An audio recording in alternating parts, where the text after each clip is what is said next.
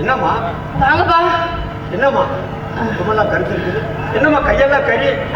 அப்பா அது ஒன்றும் இல்லைப்பா, கேஸ் தீர்ந்து போச்சு வீட்டில். 2 நாளாக கேஸ் இல்லையா, விறகடுப்பில் தான் சமைக்கிறேன். அதான் இப்படி வேர்த்து போய் ரொம்ப டயர்டாக இருக்குப்பா. மற்றபடி ஒன்றும் இல்லை, இன்னைக்கு கேஸ் வந்துரும்ப்பா.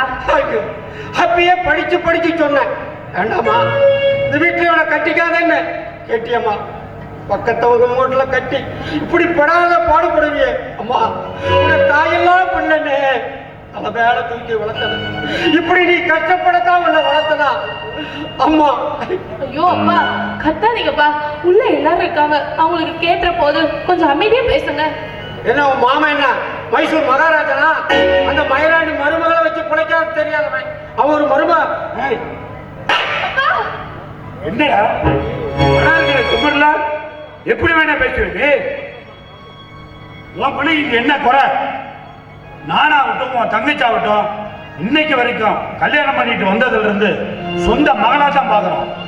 என்ன உன் பொண்ணை கட்டிட்டு வந்து கண்ட காட்டுக்கு களை கொத்து அனுப்புறனா, கரும்பு காடு கொத்து அனுப்புறனா, இல்ல 100 நாள் வேலைக்கு அனுப்புறனா? பாரு, ஒரு பொண்ணா பிறந்தவன் இந்த உலகத்துல எவ்வளவு வசதி வாய்ப்பு இருந்தாலும் நம்ம தாலி கட்டிட்டு போன குடும்பத்துக்கு அந்த வீட்டு வேலையை செய்யணும்.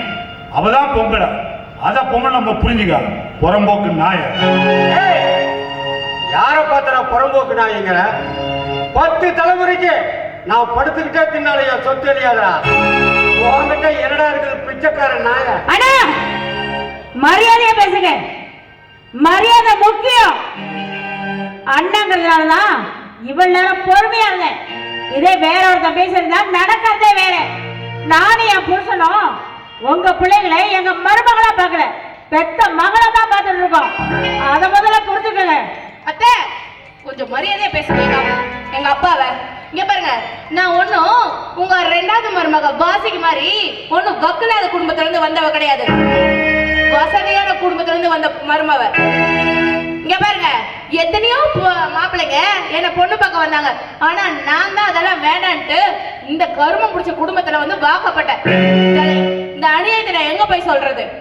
ஹே, என்ன மச்சாண்டார் பண்ணாட்டின்னு சொன்னா ஓவரா பேசிட்டு போற? நான் என்ன சோத்துக்கு வழியிலேன்னு உங்ககிட்ட வந்து கடன் கேட்டனா?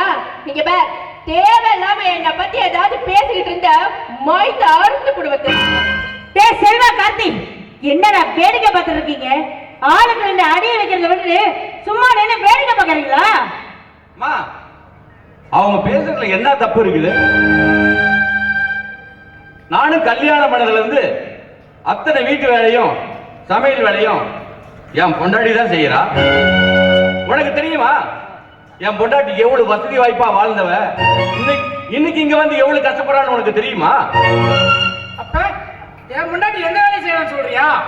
காலையில எந்திரிச்சு வீடு வாசல் பெருக்கி நீங்க சாப்பிட்ட எச்சி தட்டு முத கொண்டு என் பொண்டாடி தான் கழுவுறா. அது இல்லாம நீங்க கழட்டி போறீங்க அழுக்கு துணி, அதையும் என் பொண்டாடி தான் வச்சு போறேன். இதெல்லாம் கேட்க இந்த வீட்டுல யாரும் ஆள் இல்ல.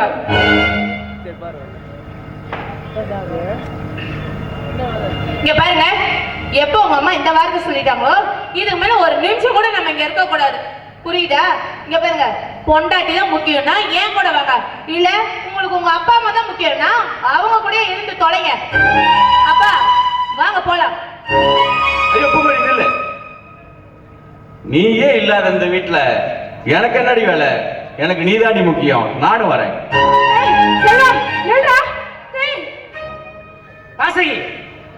நமக்கு மட்டும் நான் மானவாசம் இருக்கா? மானவாசம் இருக்கு. அவங்களுக்கு மட்டும் நான் மானவாசம் இருக்கா? நம்ம பேர் எடுத்துறோம், நாமளும் போலாம். என்னங்க எல்லாருமே நம்மள அனாதையா விட்டுட்டு போயிட்டாங்களேங்க. ஓட்டு விடுறி உங்களை பேச்ச கட்டிட்டு போராடுங்க பொட்ட பசங்க. வாங்கடா, என்னைக்கு தான் நீங்க திரும்பி வந்துடா. யாரை நம்பி நான் பிறந்தேன்? போங்கடா போங்க, என் காலம் வெல்லும் வென்ற பின்னே வாங்கடா வாங்க.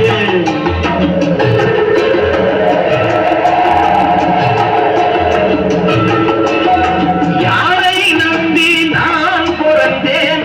போங்கடா போங்க, என் காலம் வெல்லும் வென்ற பின்னே வாங்கடா வாங்க